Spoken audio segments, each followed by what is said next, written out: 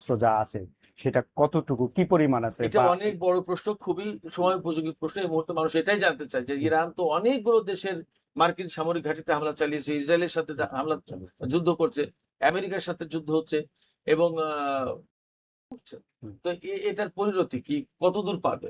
আমি বলি গত পরশুদিন যেদিন যুদ্ধ শুরু হয়েছিল সেই দিনই ইরানের একজন সেনা কমান্ডার সাম সর্দার, কি যেন সর্দার আব্বাসি বা এই টাইপের একটা নাম, তিনি ঘোষণা দিয়েছেন যে এই যে গতিতে যুদ্ধ শুরু হলো, এইভাবে যদি যুদ্ধ চালাতে যায় তাহলে ইরানের হাতে 2 বছর একেবারে নির্বিঘ্নে, কোন রকমের অভাব অনটন ছাড়াই, অস্ত্রের কোনো ঘাটতি ছাড়াই যুদ্ধ পরিচালনা করতে পারে, যুদ্ধ টেনে নিয়ে যেতে পারে। 2 বছর। এক। দুই হচ্ছে, আমরা এরই মধ্যে বিভিন্ন রকমের গণমাধ্যম থেকে দেখেছি যে ইরানের কতগুলো মিসাইল সিটি আছে এবং কি কি সেখানে আছে, কি অবস্থা, সব তো আর দেখায়নি, হয়তো তারা একটা অংশ দেখিয়েছে। কেমন? আমরা যেগুলো দেখেছি সেটা কতটুকু আর দেখিনি কতটুকু, সেটা একটা প্রশ্ন। সেক্ষেত্রে ইরান জানে, এবং যে সিচুয়েশন বহু বছর ধরে তাকে কেন্দ্র করে তৈরি করা হয়েছিল, সেই জায়গা থেকে সে জানতো বা জানে যে আমাকে লড়াই করেই বেঁচে থাকতে হবে।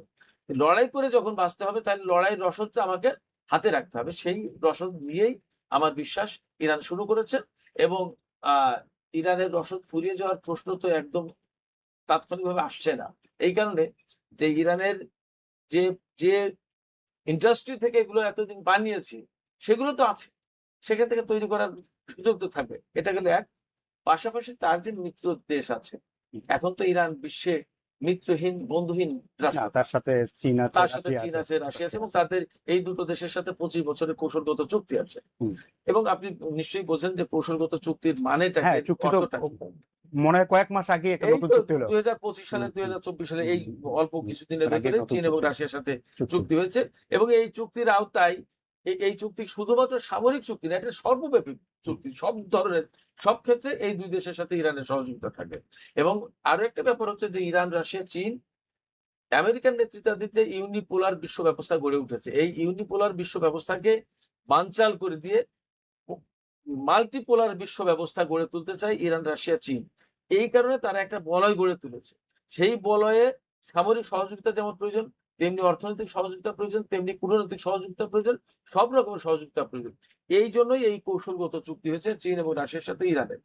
তো এই সমস্ত জায়গা থেকে আমরা বলতে পারি যে ইরান যে রসদ নিয়ে নেমেছে সেটা যথেষ্ট পর্যাপ্ত রসদ নিয়েই নেমেছে। দীর্ঘদিন যুদ্ধ পরিচালনা করতে পারবে, মিত্রদের কাছ থেকে পাবে। অন দা আদার হ্যান্ড, শুধু এই যুদ্ধে তো ইরানের রসদ ফুরোবে না, রসদ তো ইসরায়েল আমেরিকারও ফুরোবে। আমেরিকা ইউক্রেন যুদ্ধে সরাসরি জড়িত, অস্ত্র দিয়ে, সামরিক সরঞ্জাম দিয়ে ইসরায়েলকে দিয়েছে।